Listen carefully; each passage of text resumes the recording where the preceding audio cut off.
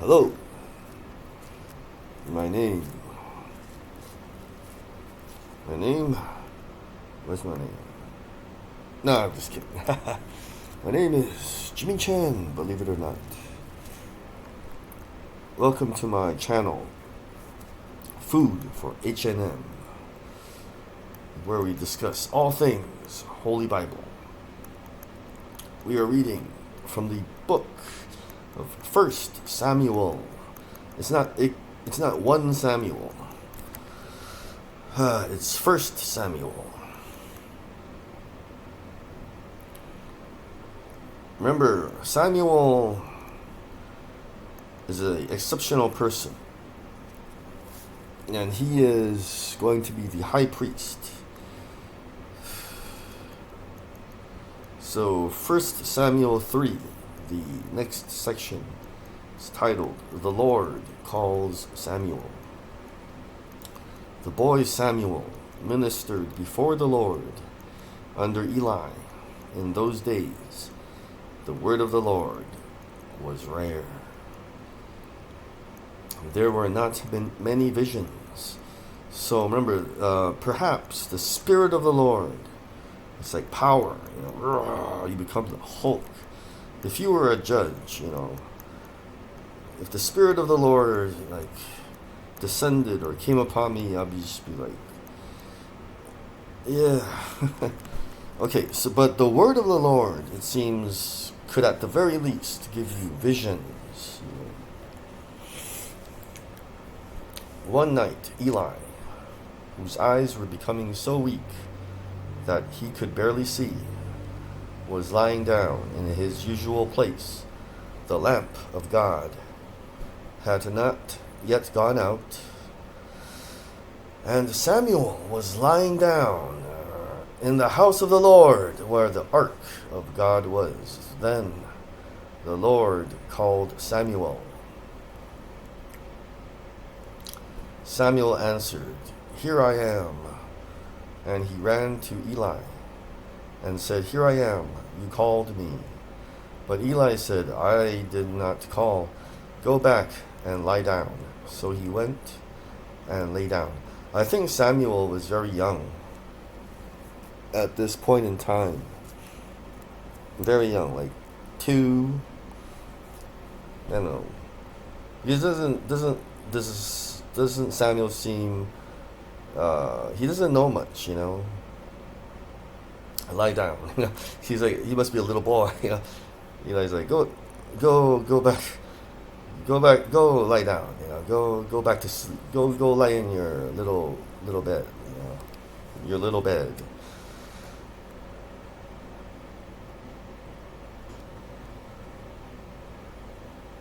Again, the Lord called Samuel, and Samuel got up and went to Eli and said, "Here I am, you called me." So it's a little sad, but Hannah had to give up her son. Remember, she had maybe 5 more kids. Let's take a look.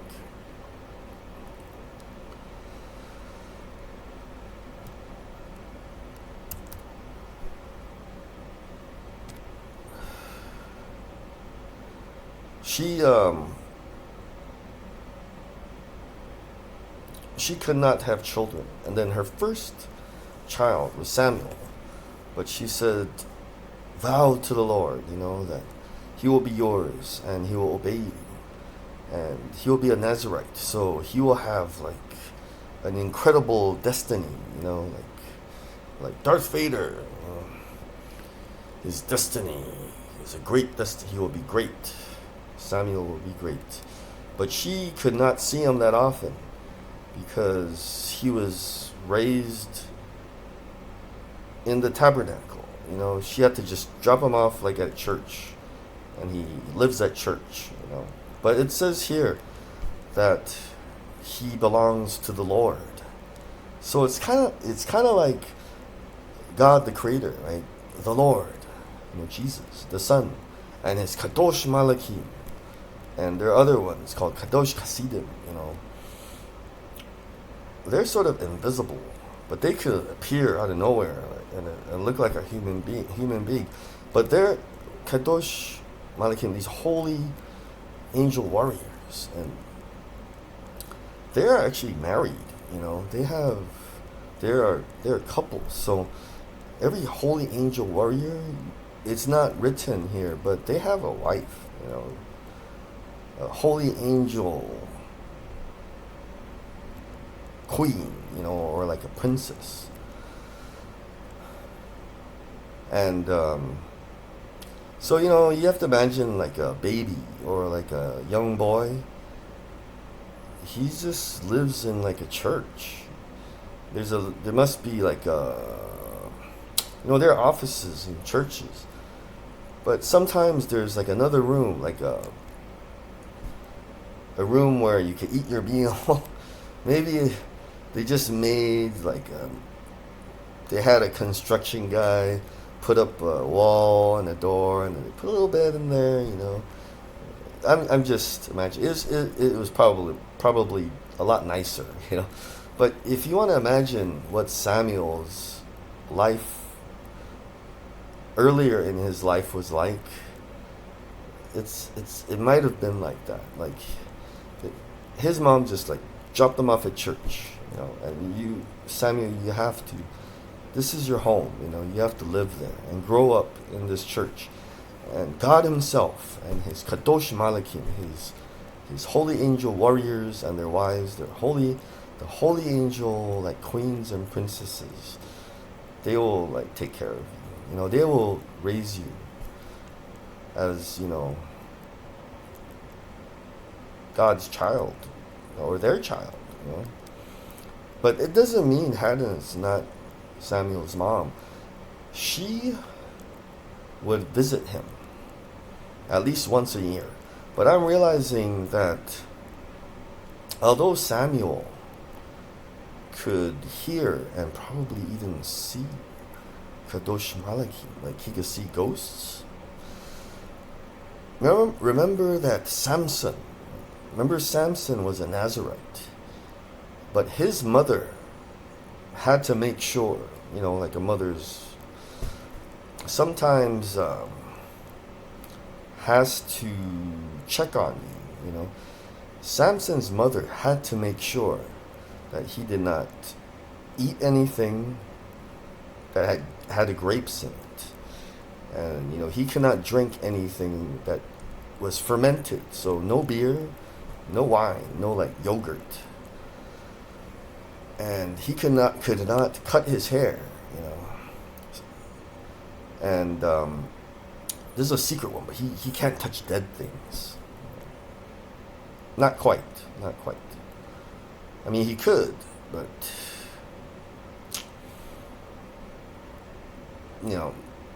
not very often. So a long time ago, in Israel, they must have been sort of gross people. They must have always been touching dead things. Like, oh, there's a dead bird. I just want to touch it. I really don't know. That's what made a Nazarite different from other Israelites. Like, you must not touch dead things. Or a long time in Israel, oh, there's a dead snake. I think I want to play with it. I really don't know. So that's a secret one. Nazarites should not touch dead things that much, like, hardly at all. So it's not written, but I'm sure Hannah visited as much as she could, because she had to make sure that is her motherly responsibility. To come check on him.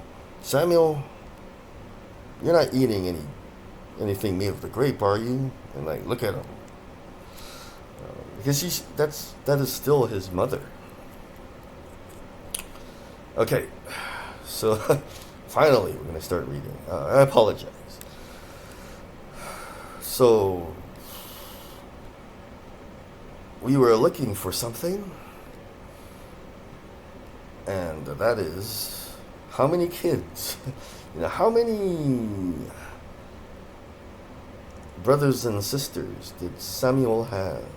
3 sons and 2 daughters. So he had either 2 brothers and 2 sisters, or 3 brothers and 2 sisters.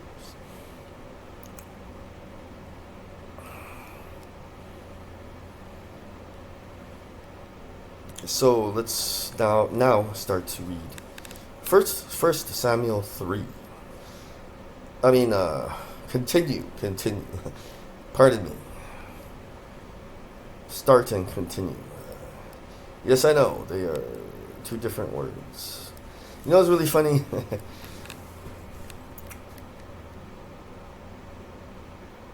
No, never mind. I will not discuss that. But okay, start. The word start means to begin, and to continue means you were doing something and you had to stop. But it doesn't mean you completely stopped and then you just start again. You know what I mean? So continue and start. Some of you might have thought it's kind of the same word. You're right, you know. So you see that continuing is you stop, but it doesn't mean you're completely stopped. And then you start again, you know, continuing. So start and continue, you know, there are some similarities. Very good. Okay, so remember, Samuel's a young boy, like a baby almost. So it's a little sad, but don't worry about it. You know, his mother did not abandon him. So the Lord was talking to him. God is talking to him. Then Eli told him to go, baby, go lie back down, you know, in your bed. Now Samuel. So twice he went to Eli, the high priest. Did you call me? Here I am. You called me. And Eli said, No, I didn't call you. Go back to your bed. And then verse 7. Now Samuel did not yet know the Lord. The word of the Lord had not yet been revealed to him. So he's very young. You know, he's not what do you call it? A straggler. You know, he's this exceptional, and he didn't know the Lord. So, you know, if you use your logic, right, not the craziness. What I mean is, if you use this thing, you know, your brain, then he must have been very young, you know, because this is going to be a super guy, you know, and not only that, like a prophet, and he's going to be the next high priest. A third time, the Lord called Samuel, and Samuel got up and went to Eli and said, Here I am, you called me. So that's the third time he went to Eli. Then Eli realized that the Lord, God the Creator, the Lord, remember the Son of God, was calling the boy. So Eli told Samuel, Go and lie down. And if he calls you, say, Speak, Lord, for your servant is listening. So Samuel went and lay down in his place. The Lord came and stood there, calling as at the other times, Samuel, Samuel. You know, doesn't that sound like Moses, Moses? For those of you who have watched my earlier videos or have already read the Holy Bible, then Samuel said,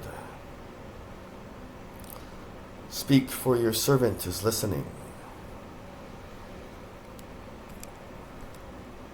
And the Lord said to Samuel, See, I am about to do something in Israel that will make the ears of everyone who hears about it tingle. Not tinkle, not tinkle. Tingle. Tingle. At that time I will carry out against Eli everything I spoke against his family from beginning to end. For I told him that I would judge his family forever because of the sin he knew about. His sons blasphemed God and he failed to restrain them. Therefore I swore to the house of Eli, the guilt of Eli's house will never be atoned for by sacrifice or offering. So you may wonder who was standing there, and what did Samuel see? When the Lord said to Samuel, "See," I believe, something happened, because prophets, mostly they can hear God, but some of them can see like everything that God wants to show them. So at a very young age, the Lord gave him eyes to see. He probably could, at that point, he was only a baby. Then he was like, whoa, I can see the Kadosh Malachim so clearly. Ooh.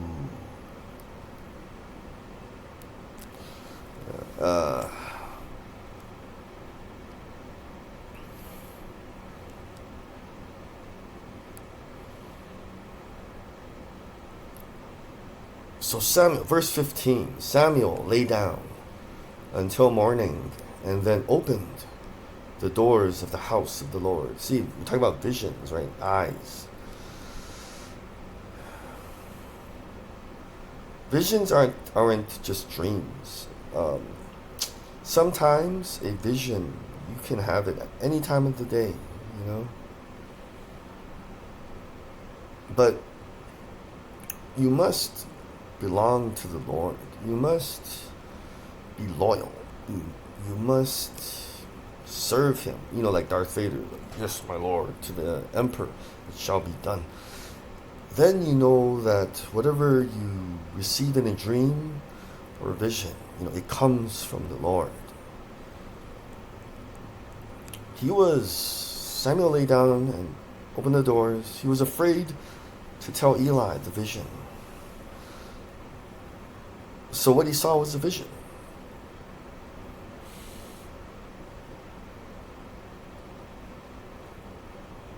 How do I explain that? Because in the past, you ever see a movie where someone is almost invisible and he's talking to someone, and that person doesn't see them, right? And doesn't quite hear them, but that person who's invisible could somehow, in a very small way, control that person or influence that person. I think in the past, you have to go back and read and look at the earlier videos. When the Kadosh Malachim appeared and they were right in front of people, I don't think people could really see them. Moses could. A lot of these leaders, Joshua, Hosea, these judges, they could see them. But I don't think that well, They could not see them that well. But when you start to have the power of the vision, what the Kadosh Malachim blessed Samuel with, it says, this is called the word of the Lord. The word of the Lord. There is the Spirit of the Lord, power, let's say in the Avengers, Iron Man has the repulsor rays, right? Are they called repulsors?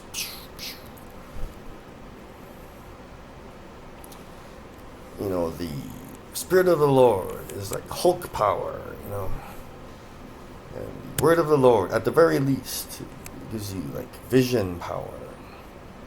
Not like Vision, not the Vision guy in the Avengers, He could see things, he could see the Kadosh Malachim much better. And who knows what these Kadosh Malachim, the holy angel warriors, could do. If they want to show you something, they'll just do something like that. You've seen things in the Avengers movies, It'll be Kim doesn't really bother. Let's say Samuel is over here, right? Samuel, I need to teach you something, and then they'll just kind of, and then create like I don't know, something like a TV screen, right? And then things will just, like appear on it, like a video, and then, let's put this over here. Then I'm pretending to be Samuel. Samuel's watching. Oh, okay. And then, other people don't see it. Other people don't see the Kadosh Malakim. They don't see this little TV screen that he can look at. People don't see this thing. Again, I have to play the other guy. He's like trying to teach the guy. Just create this little TV screen for you to see. That is like word of the Lord power. See, this is cool stuff. It's like the movies, man. So it's word of the Lord power, and there's visions, having eyes to see. And visions aren't just like, I had a dream last night. Visions are like you can have a dream, and then you can see things that other people can't.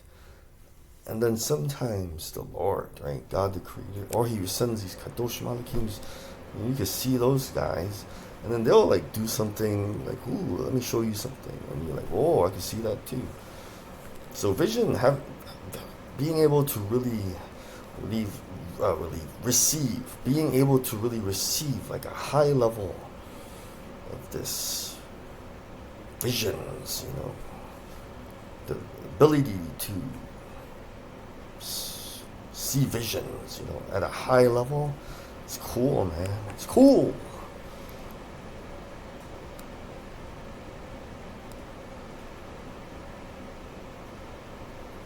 So he was afraid to tell Eli the vision. But Eli called him and said, Samuel, my son. Samuel answered, here I am. What was it he said to you? Eli asked, do not hide it from me. May God deal with you, be it ever so severely, if you hide from me anything he told you. So Samuel told him everything, hiding nothing from him. Then Eli said, he is the Lord. Let him do what is good in his eyes. Remember, Samuel, who he's talking to, Eli, he isn't that bad. But the Lord is saying, you failed to discipline your sons. They're wild. They're wicked. So he's also to blame. Verse 19.